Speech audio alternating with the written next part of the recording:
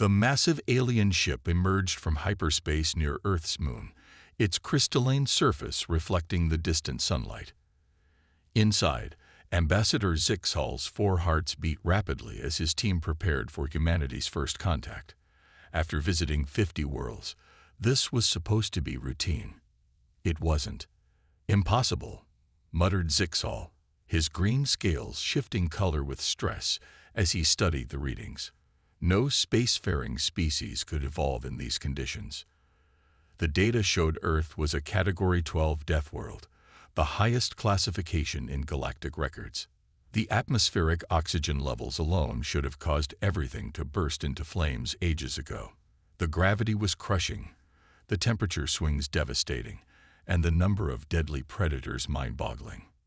At NASA's headquarters, Paul Martinez stared at the giant screen showing the alien vessel. As the lead scientist for the First Contact program, he had imagined this moment countless times, but nothing had prepared him for the reality of it. Linda Baker, the xenobiologist standing next to him, gripped his arm tightly. "They're broadcasting something," she whispered.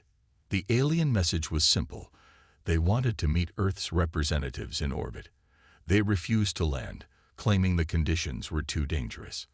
This confused the humans, who found the request strange but agreed anyway. 6 hours later, Paul and Linda sat in a space shuttle approaching the alien vessel. Both wore standard spacesuits, unaware that their casual acceptance of space travel had already terrified their observers. The alien ship's docking procedure was overly careful, as if they expected Earth's shuttle to explode at any moment. When the airlock opened, Paul and Linda faced their first aliens. Ambassador Zixhal and his team wore what looked like heavy protective suits. Their bodies were long and serpentine, covered in iridescent scales, with 4 arms and large expressive eyes. "Welcome," Zixhal's translator conveyed his words with a slight delay.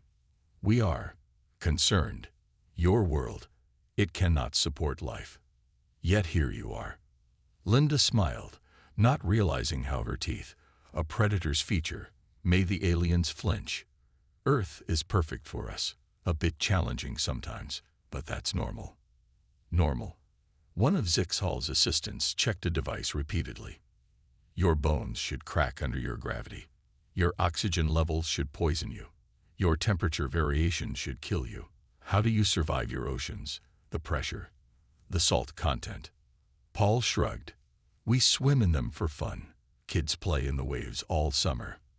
The alien scales shifted to pale yellow, a sign of shock they didn't know humans could recognize. They watched in horror as Paul and Linda moved around the room with easy grace despite the artificial gravity. "You say children, young ones, swim in your death waters." Zixhal's translator struggled with his shaking voice. "Sure, we also climb mountains, run for fun, and some people even jump out of aircraft with parachutes as a hobby," Linda added, not helping the situation. The alien team huddled together, speaking rapidly in their own language. When they turned back, Zixhal seemed to have composed himself, though his scales hadn't returned to their normal color. "We came expecting to welcome another peaceful species to the galactic community," he said slowly. "Instead, we find ourselves facing beings who treat deadly environments as playgrounds, who smile with predators' teeth, and speak of exposing their young to conditions that would kill most species instantly." Paul tried to look less threatening, which wasn't easy in a bulky spacesuit. "We come in peace. Earth is our home, but we're eager to learn about other worlds and cultures." Other worlds. Zixhal's scales rippled. Most other worlds would kill you from boredom. They're safe, controlled, peaceful. Your kind treats survival like a game. As the meeting continued, neither humans nor aliens fully grasped how this moment would change the galaxy. Earth wasn't just another world joining the galactic community. It was the stuff of nightmares, a planet that should have been impossible to inhabit. And its people. They were the scariest part of all, because they didn't even realize how terrifying they were. The news spread quickly through the galaxy. "Beware the humans. They come from a world of death, yet they thrive. They smile at danger and teach their children to play with it. They are friendly, yes, but they are forged in conditions that would break most species. Earth had joined the galactic stage, and nothing would ever be the same. Dr. Catherine White stood in her laboratory aboard the Galactic Science Station, watching alien scientists back away from her coffee cup. She had forgotten that to them, caffeine was a deadly toxin. The fact that humans drank it for pleasure had caused 3 different species to update their threat assessments of humanity. "Please explain again," said Chief Researcher Enkstall, their feathered crests twitching nervously. "You intentionally run until you experience physical distress. For entertainment."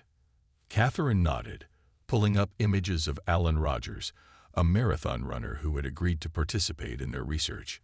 Many humans run marathons. That's about 42 kilometers. Alan here has run hundreds of them. The alien scientists made distressed chirping sounds. Their species could manage quick bursts of speed, but the idea of running for hours was horrifying. One of them typed frantically into a datapad, muttering about persistence predators. "But how do you not die?"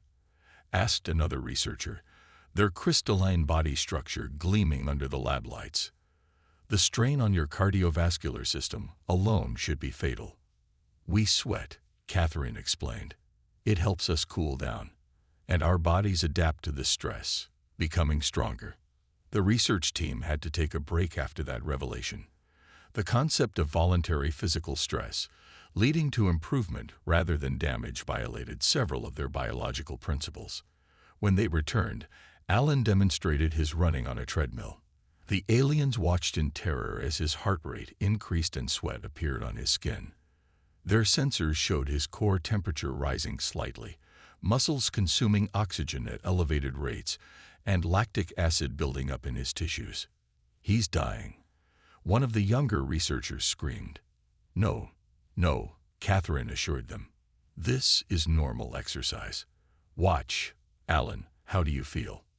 "Great," Alan replied, barely winded after his 20-minute run. "Just warming up. Could go for hours more if you need." The aliens huddled together, sharing worried looks. Their own species would have died from such prolonged exertion. Yet this human treated it as a casual morning activity. Things got worse when they studied human healing. Catherine had brought medical records showing how humans recovered from broken bones, deep cuts, and even lost teeth being replaced naturally in children. "Your young shed and regrow bones." Enkstall's feathers stood completely erect in shock. "And you consider this normal?" "Well, just teeth," Catherine corrected. "But yes, it's a normal part of growing up. We call them baby teeth." The research team insisted on studying human dietary habits next, which proved to be another source of horror. Catherine pulled up records of various human foods and eating habits. These substances, capsaicin, ethanol, theobromine, they're all toxins. One researcher noted their crystalline form clouding with stress. Yet humans consume them voluntarily. "Some people collect hot sauces to find the spiciest ones," Catherine mentioned. "And many enjoy coffee, tea, chocolate, and alcohol in moderation." "Collecting toxins for entertainment," Enkstall whispered. "Consuming them for pleasure. The implications for your species' chemical warfare resistance are concerning." The final breaking point came when studying human bone density and muscle structure. Under Earth's high gravity, humans had developed physical capabilities that seemed impossible to the galactic community. "Your children," one researcher said weakly, "can fall from heights that would shatter our adults, and they often stand up and continue playing." Catherine thought about playground accidents she'd seen. Usually, yes, kids are pretty bouncy. They heal quickly, too. The research team called an emergency meeting with the Galactic Council that evening. Their report was simple. Humans were biological impossibilities. They survived conditions that should kill them, grew stronger from damage that should weaken them, and treated deadly toxins as seasonings. As Catherine packed up her notes that evening, she received a message. The Galactic Council had classified all human biological data as restricted information, Apparently, knowing the full extent of human capabilities was deemed too distressing for most species. She smiled, sipped her toxic coffee, and wondered what tomorrow's tests would reveal about humanity's impossible nature.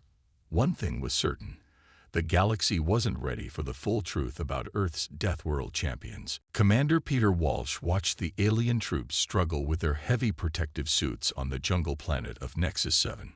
What they considered a hostile environment felt like a pleasant spring day to him. His human peacekeeping team moved easily through the dense vegetation, while their alien allies panted and stumbled. "Perhaps we should rest," suggested Krillix, the Arcturian squad leader. Their crystalline form had dulled from exhaustion after just 2 hours of patrol. Peter checked his watch and tried not to sigh. They had covered only 3 kilometers. Back on Earth, his team could run this distance in 15 minutes. "Sure, let's take 5, he said, using a fallen log as a seat. The alien peacekeepers watched in horror as he casually sat on organic matter. To them, everything on an unknown world was potentially deadly. Humans, they were learning, had very different ideas about danger. Susan Miller, Earth's diplomatic representative, was having her own challenges at the Galactic Council. The emergency session about human military capabilities had lasted 3 days. "You mean to tell us," rumbled Council leader Vex Thor, "that human soldiers train by jumping out of perfectly good aircraft?" "Yes," Susan replied calmly. "It's called parachute training. It's quite safe by our standards." "By your standards?" Another council member chittered. "Your standards include voluntary exposure to high-energy plasma balls on your beaches." "You mean the sun?" Susan tried not to smile. "We do use sunscreen." Back on Nexus 7, Peter's team encountered their first real challenge. A landslide had cut off the main route to the refugee camp they were supposed to protect. The alien troops declared the mission impossible. The alternate route went through a valley with 40 degrees Celsius heat. "We'll die in those temperatures," Krillix stated firmly. Peter looked at his human team members, who were already pulling out their water bottles. "We'll go. Your teams can provide support from the Highland stations." The aliens watched in disbelief as the human peacekeepers began their march through what they considered a death zone. For 6 hours, Peter's team trudged through the valley, sweating but otherwise fine. They'd reached the refugee camp just as the local sun set. The news of their achievement spread quickly through the galaxy. Humans hadn't just survived the deadly valley. They had carried extra supplies and made jokes along the way. At the council meeting, the military implications became clear.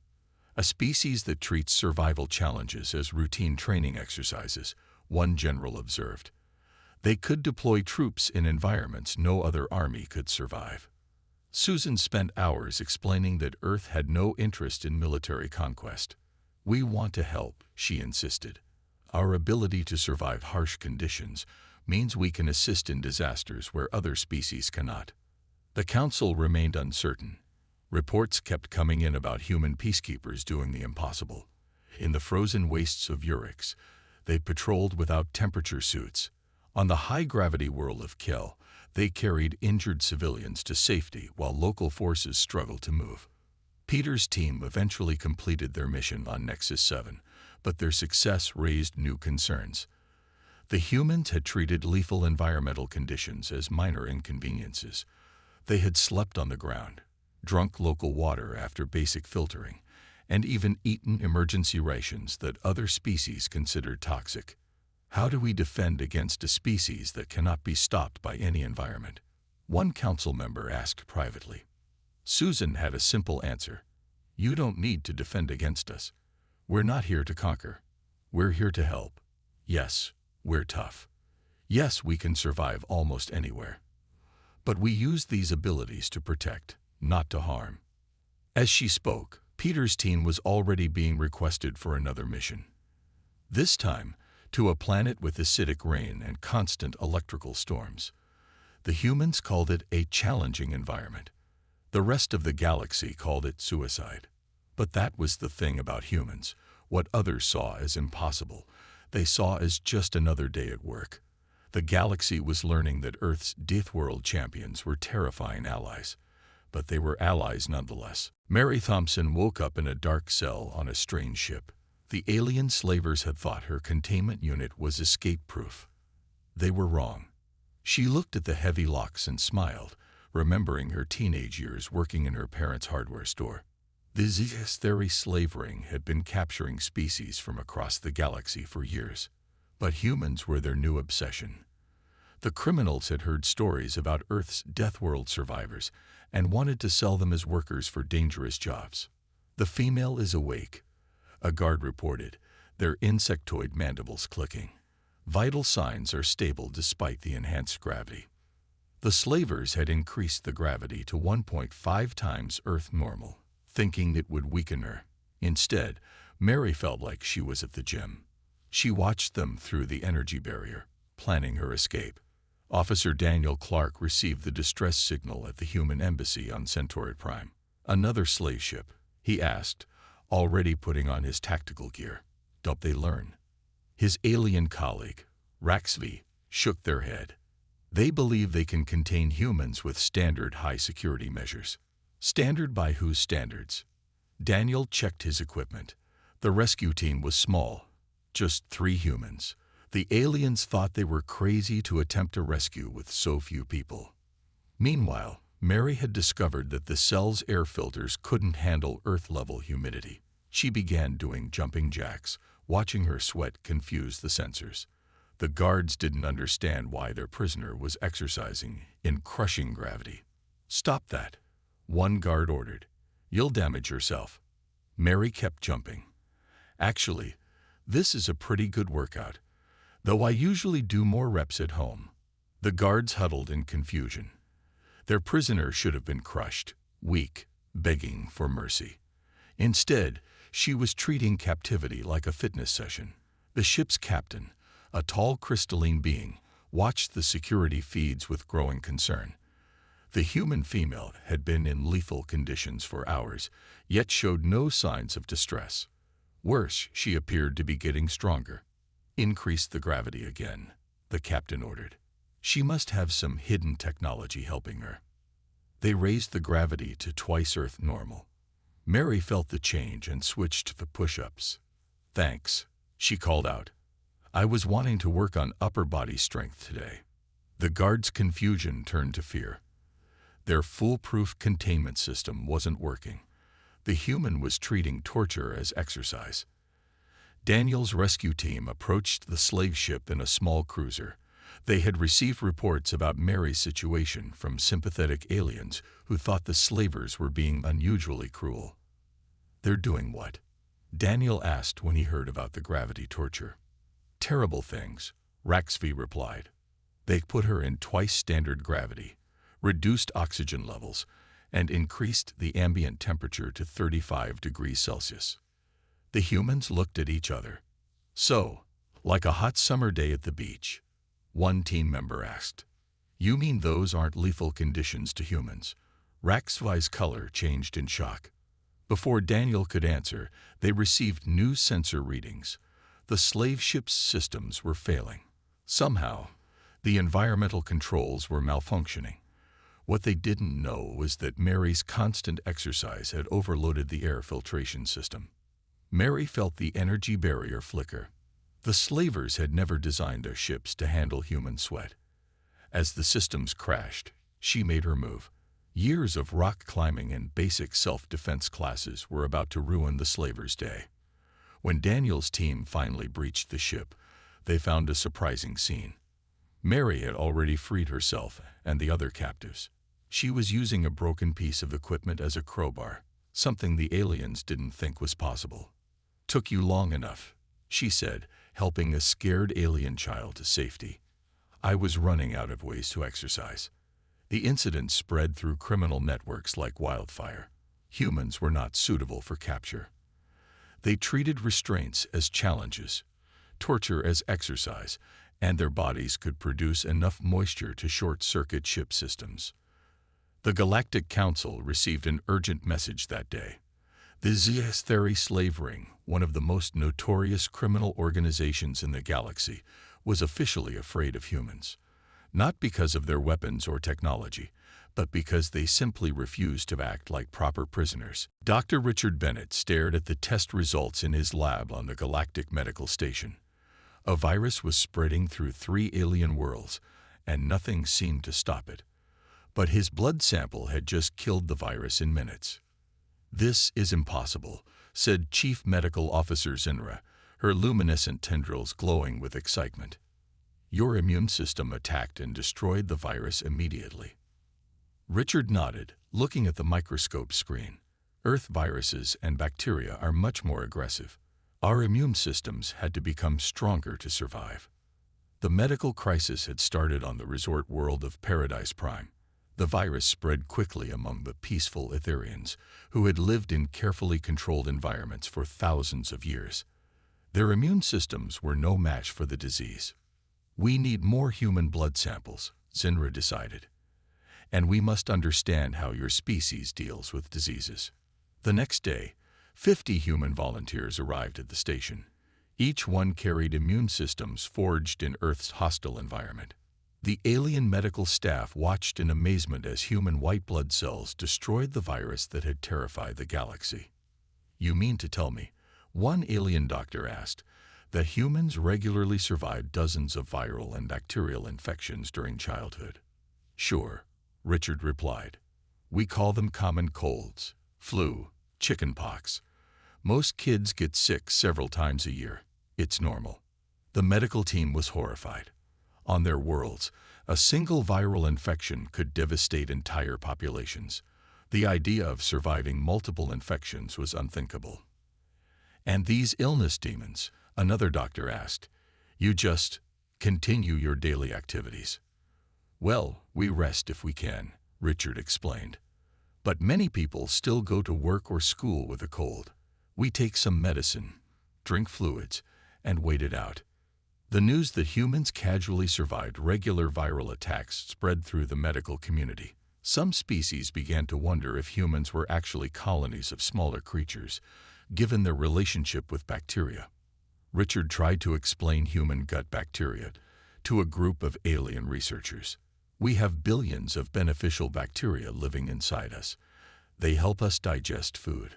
3 researchers fainted. The others backed away slowly. The idea of voluntarily hosting other life forms inside their bodies was too much to handle. But the galaxy needed help. The virus was spreading, and humans were the only species with strong enough immune systems to fight it. Richard's team worked day and night, using their antibodies to create a treatment. "Your species," Zinra observed, "treats microscopic invaders like a daily challenge. Our species treat them like extinction events." The breakthrough came when they discovered why human immune systems were so powerful.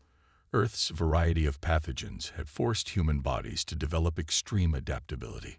What seemed like deadly viruses to other species were mild annoyances to humans. "You're saying," one alien scientist clarified, "that your young intentionally expose themselves to weak viruses to build immunity through this vaccination process?" "Yes," Richard said. "It's like training for our immune system." The treatment worked. Using modified human antibodies, they created a cure for the virus. The galaxy celebrated, but also worried. Humans weren't just physically tough. Their microscopic defenders were just as terrifying. The Galactic Medical Council issued a new protocol. Any disease that threatened multiple worlds would require human consultation. Earth's bacteria and viruses were classified as potential weapons of mass destruction. Even the common cold could devastate unprepared alien populations. As Richard prepared to return to Earth, Zinra stopped him. "Your world," she said, "creates life that survives what we consider impossible. Even your smallest defenders are stronger than our strongest." Richard smiled, thinking about the billions of beneficial bacteria living happily in his gut. To humans, they were helpful friends. To the galaxy, they were an army of microscopic monsters that humans commanded with casual ease. "Just wait until they learn about probiotics," he muttered to himself. imagining the panic that would cause. Sandra Phillips stood in her kitchen at the new Galactic Cultural Exchange Center on Earth, preparing to teach her first cooking class to alien visitors. She didn't expect the simple act of cooking would cause such a panic. "You deliberately expose food to plasma radiation?" asked Kickstall, a floating jellyfish-like being, watching her turn on the stove. "It's just fire," Sandra explained, lighting the burner. "We use it to make food taste better and kill harmful bacteria." The aliens moved back quickly. One of them sent an urgent message to their embassy about humans using controlled plasma for food preparation. Another recorded the dangerous ritual for study. The cooking class was part of Earth's first cultural exchange program. Aliens from 20 different species had come to learn about human daily life. Nobody expected normal human activities to terrify them so much. "And these tools," another visitor pointed at the knife block. "You keep weapons in your food preparation area." Sandra picked up a chef's knife and began chopping vegetables. "These aren't weapons. They're just tools for cutting food into smaller pieces." 3 aliens immediately left the room. The others watched in horror as she handled the sharp metal blade with casual ease. Their own species prepared food using sound waves or chemical treatments. "Now," Sandra said, opening her refrigerator, "let's talk about food preservation." The aliens crowded around, then backed away quickly.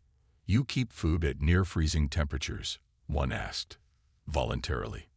"Sure," Sandra replied. "It keeps things fresh longer. We also have a freezer that's even colder." The news that humans intentionally created small zones of extreme cold in their homes spread quickly through the cultural exchange network. Some species began to wonder if humans had invented refrigeration as a way to remind themselves of their Deathworld origins. Things got more interesting when Sandra started baking bread. The aliens watched in amazement as she mixed live yeast with other ingredients. "You encourage microscopic organisms to grow in your food." Kickstall's translucent body pulsed with shock. "And then you expose them to extreme heat." "That's how we get the bread to rise," Sandra explained, kneading the dough. "The yeast makes little air bubbles. Then the heat kills it and makes the bread firm." One alien made notes about humans using biological warfare techniques in food preparation. Another suggested that Earth cuisine should be classified as an extreme sport. The real panic started when Sandra mentioned spices. She showed them her spice rack, explaining how humans added these substances to food for flavor. "These are plant defense chemicals," one alien noted, scanning the spices. "Capsaicin is a pain-inducing compound. Piperine is a digestive irritant. Humans eat these for pleasure." "Some people can't get enough spicy food," Sandra said. "My brother grows ghost peppers as a hobby."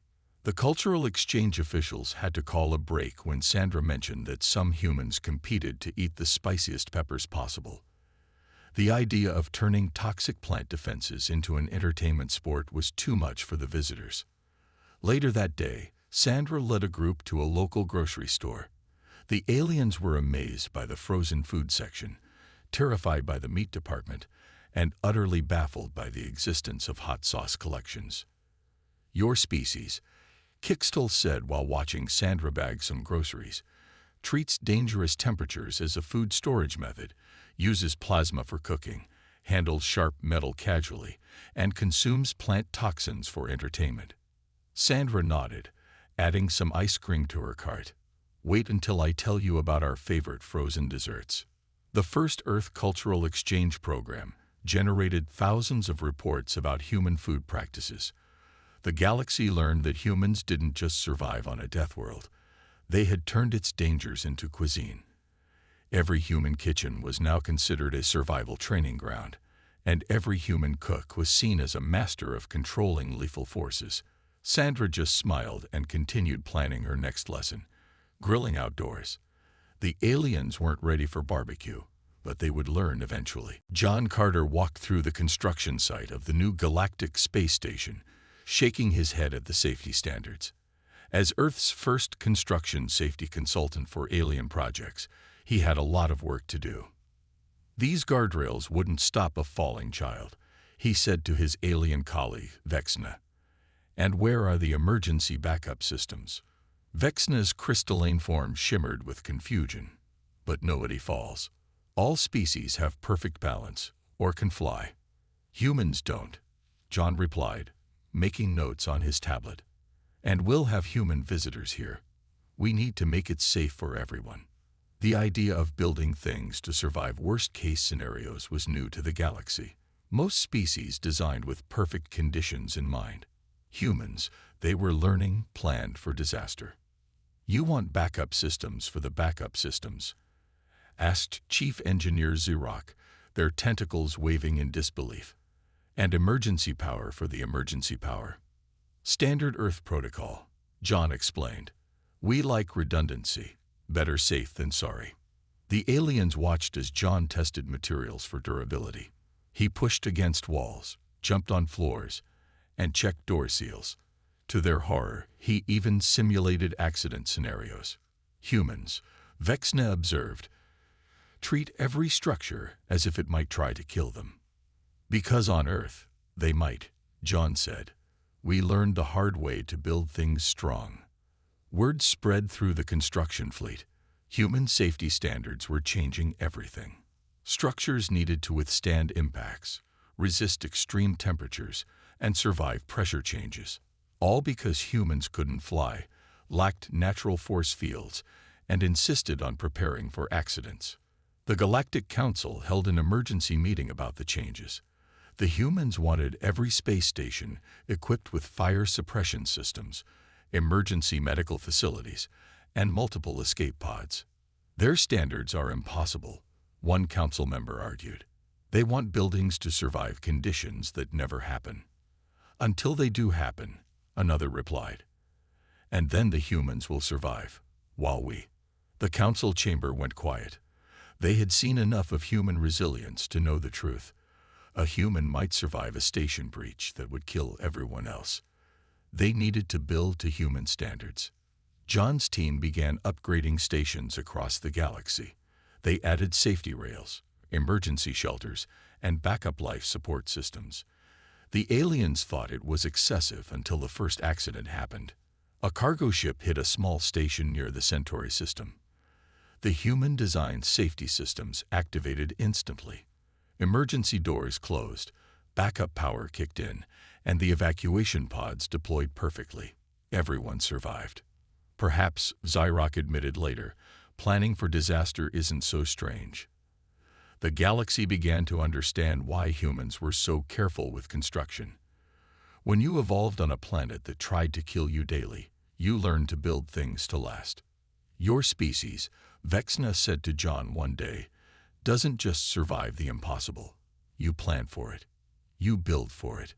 You make the impossible survivable for everyone else too. John smiled, checking the strength of a new support beam. That's the thing about coming from a death world. You learn to take care of each other, because sometimes that's the only way to survive. The Galactic Council officially designated humans as Universal Safety Consultants. Every new construction project needed human approval. Some species complained about the cost and effort of meeting human standards. Then a solar storm hit a major spaceport. The only sections that survived were the ones built to human specifications. After that, nobody complained about human safety standards anymore. As John finished his inspection of the new station, he looked out at the stars. Humans had gone from being feared as Deathworld survivors to being respected as protectors. They had turned their hard-learned survival skills into a way to keep everyone safe. Funny thing about humans, he said to Vexna. We don't want anyone to face the dangers we grew up with. Maybe that's our greatest strength, not just surviving, but helping others survive too. The galaxy had finally understood. Earth wasn't just a death world that produced terrifying survivors. It was a training ground that had taught its children to protect others. Humans weren't just the galaxy's toughest species, they had become its guardians.